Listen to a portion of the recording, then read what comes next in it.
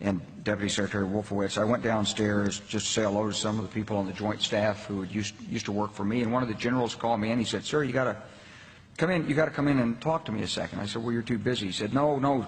He says, "We've made the decision. We're going to war with Iraq." This was on or about the 20th of September. I said, "We're going to war with Iraq. Why?" He said, "I don't know." He said, "I guess they don't know what else to do."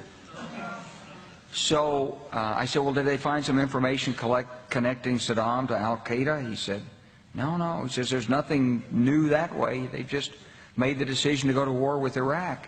He said, "I guess it's like we don't know what to do about terrorists, but we've got a good military and we can take down governments." And he said, "I guess if the only tool you have is a hammer, every problem has to look like a nail."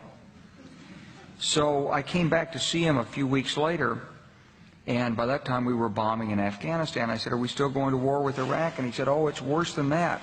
He said, he reached over on his desk, he picked up a piece of paper, he said, I just got this down from upstairs," meaning the Secretary of Defense's office today, and he said, "This is a memo that describes how we're going to take out 7 countries in 5 years, starting with Iraq and then Syria, Lebanon, Libya, Somalia, Sudan, and finishing off Iran."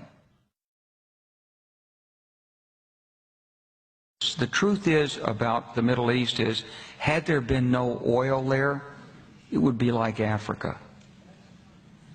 Nobody is threatening to intervene in Africa.